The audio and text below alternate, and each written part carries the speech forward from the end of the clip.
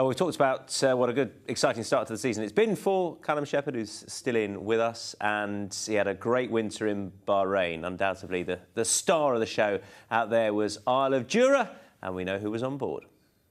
On the near side, here comes Isle of Jura, and Isle of Jura is in firm command. Isle of Jura's having a cracking winter. It is all about Isle of Jura. 3 wins for Isle of Jura this winter in Bahrain, a real star. Isle of Jura is now in front, inside the last 100. Oh, the king is wearing his crown. Isle of Jura victorious. Callum Shepherd, George Scott, they got there to win the King's Cup. That was good, right? Yeah, it was a lot of fun. I had a lot of fun in Bahrain.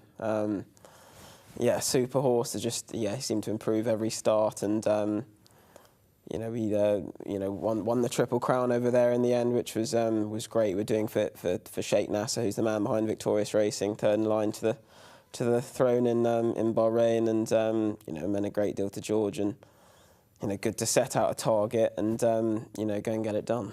A great acquisition as well of a horse. I mean, he worked his way up here and then obviously was targeted out there. But what's been the key to that progression, do you think, with the horse? He grew up a lot.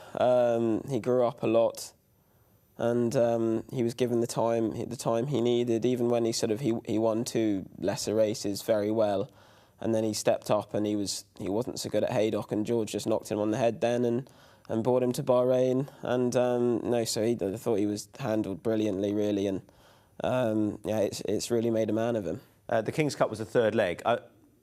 I guess from a news perspective, Dave, this was sort of in the lead up to the Cheltenham Festival, etc. This was not going to get loads and loads of copy. However, it was quite an achievement as somebody that spent time out there in Bahrain and what it meant to try and do the treble. It was like it's a really impressive feat from the team. Yeah, I mean, from the point of view of a sort of like a hack like me, yeah, of course. At this time, I'm absolutely buried in Cheltenham features and just trying to get the pull-out done for the Tuesday of the meeting. But it's not all about me. You referenced yesterday, Callum, that when we were talking to you after Ambiente Friendly, that you really whatever coverage, say, Bahrain gets from the newspapers in Britain, which we know is a decreasing and small slice of the pie. You felt that this, listening to you yesterday, that you felt that this was really pivotal to you, and it's given you momentum that you've been able to carry on into 2024 in the UK. Yeah, I think it did. Isle of Jura and George became the sort of focal point of the Bahrain season, and I think we got a really nice response to it. I was fortunate enough. I won 9 races in total over there.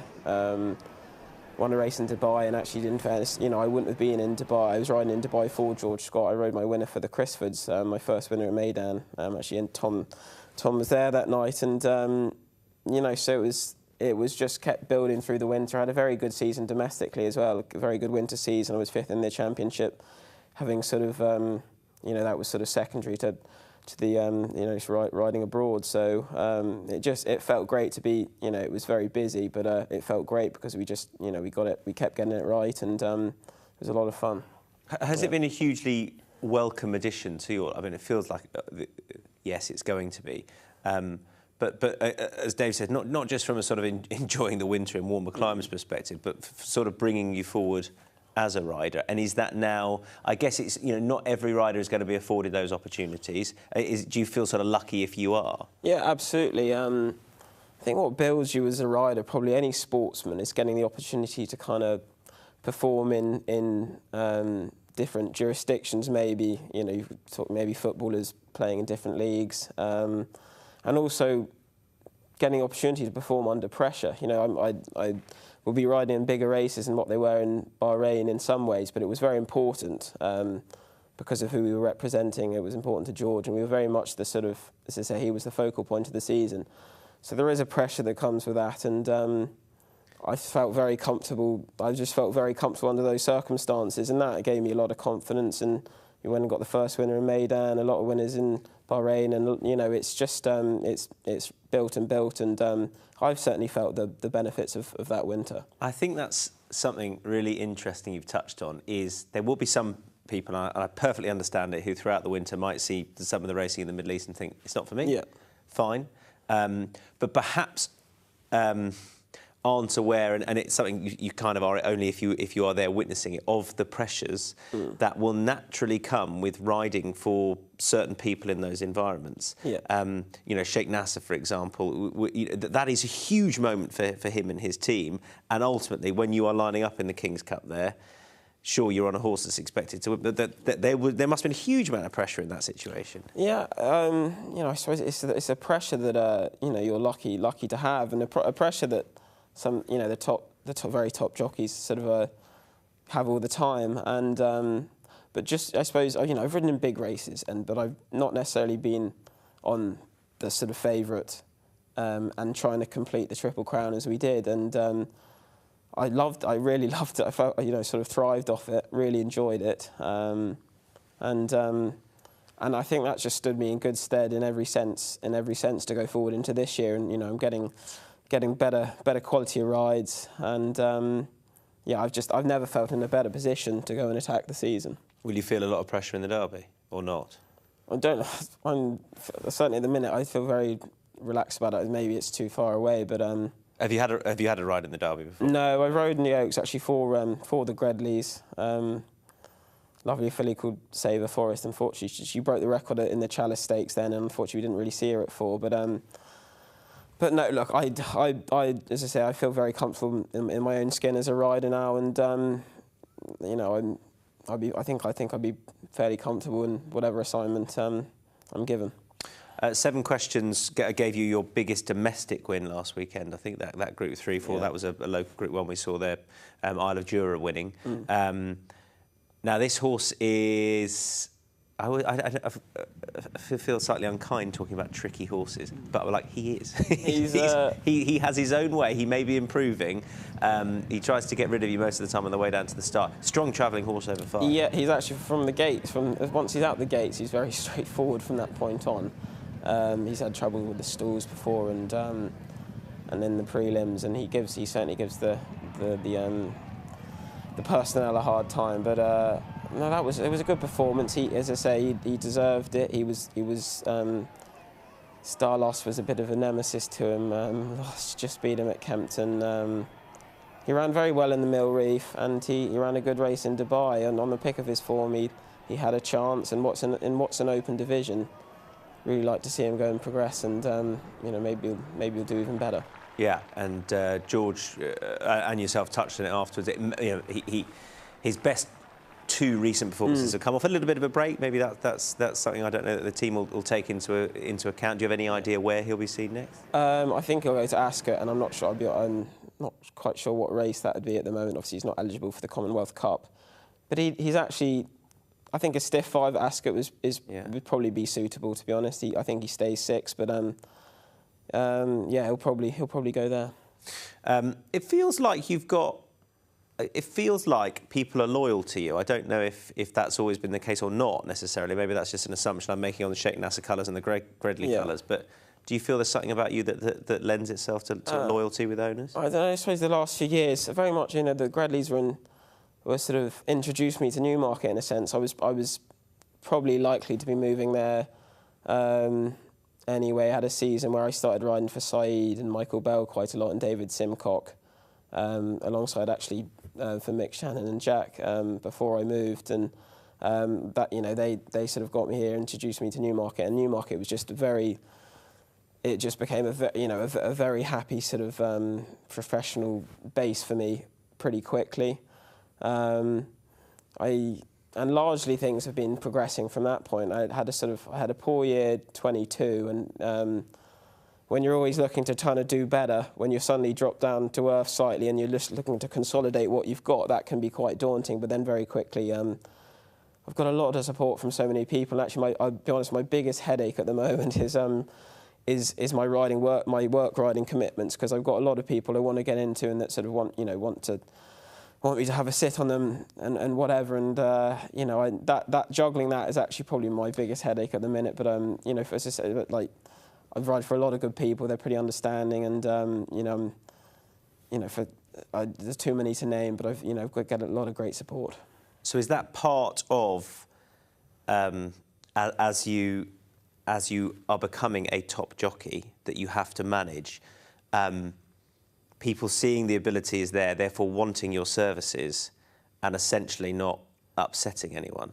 Sort of, yeah, I try to sort of get in as many as I can, and you've got a lot of say. You put it, I wouldn't classify myself in that bracket, certainly not just yet. But a lot of those sort of top riders, they'll be, you know, like a Kieran Schumacher in a John Thady Gosden camp, whereas they're, you know, that's a huge commitment. Everyone respects that. They're not going to be that available. Obviously, I'm essentially a freelance. I have sort of, you know, I'm George Scott's number one. I have to give him, you know, obviously a preference, and but I'm not tied down to a 150 sort of string stable, which means I want to, and I have to ride work for sort of, you know, as many people as I can within reason. And you know, fortunately, I am in demand, and I don't take that for granted. And I just want to keep everyone happy. You know, that might not always be the case, but that's certainly what I'll aim to do. So, where would you consider yourself in the weighing room? Sort of a bit. I don't know how, because you come across really humble, right? And you know, I've obviously worked with you a good bit. Great to deal with. But you obviously are confident in your own ability. Yeah, I'm confident even when, you know, I've always been able to ride with a certain confidence. I always felt David Simcock brought that out in me. It was a way that he likes his horses ridden, a way I was always very comfortable riding.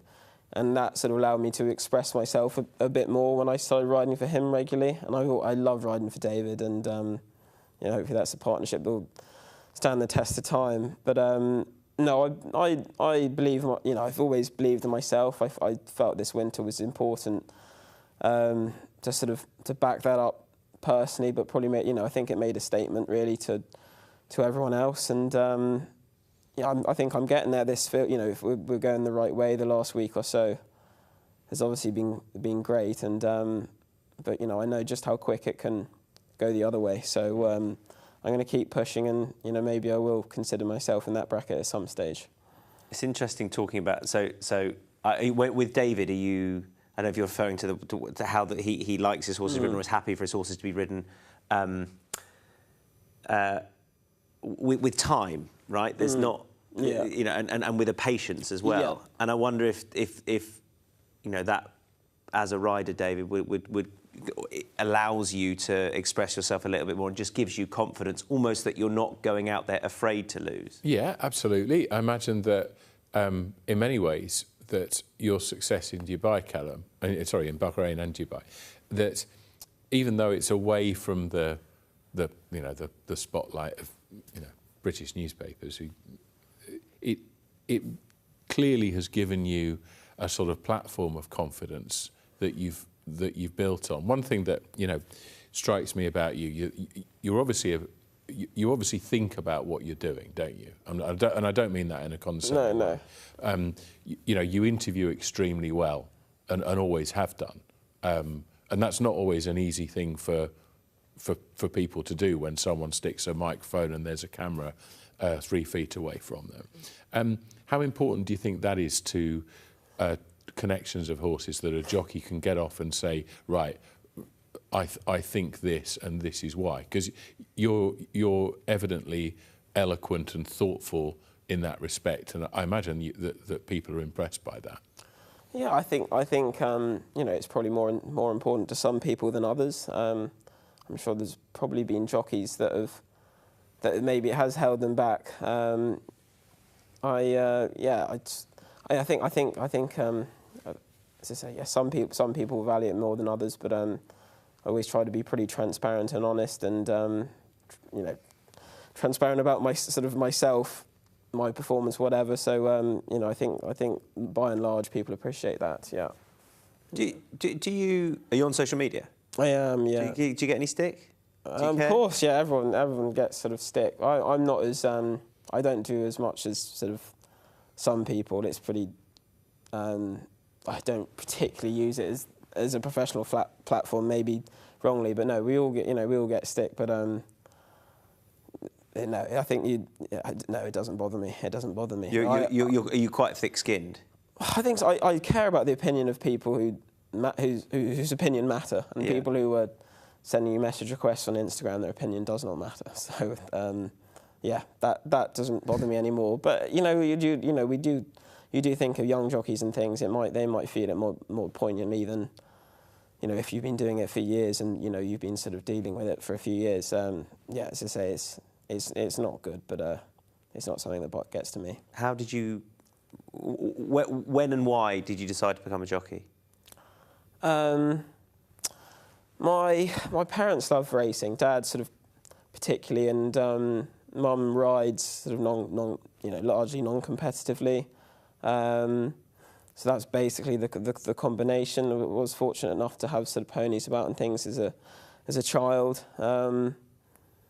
Actually, Hector Crouch and I we did like pony racing in the southeast, like the point-to-pointing circuit together those years ago. So that's quite funny to think years later, so the day we had at Lingfield. But yeah, that was my route into. So there's no sort of Shepherd racing dynasty. No, not in the slightest, But no, I was fortunate enough to say we had sort of ponies, and I was able to get into it that way. I spent my last 3 school holidays with Sir Mark Prescott in Newmarket, and just loved it. I just thought Newmarket was the most amazing place. I knew that was what I wanted to do, and I was still surprised sometimes. My parents let me leave school when I did. But I think the reports were getting worse and worse, and I thought that maybe they didn't have too much to lose.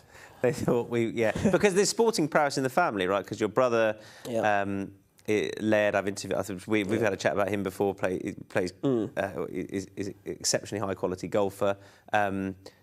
Where does your golf come in? I don't really play. I can swing a club. I might pick it up again one day, but some of the lads love it, and but when I get downtime, I'm probably naturally a little bit too lazy to go and walk around 18 holes, to be totally honest, but I might pick it up again at some point. I always wonder how you see jockeys who are very, very proficient with a golf club, but I wonder, there's so much racing, how do you have time? Yeah, I don't find the time anyway, but some of the guys do, and yeah, a lot of them are very good. I think they always say David Egan's a bit of a bandit, I'm told, and all riders are. Yeah. I don't know what it is. It's crazy, but yeah, predominantly they are.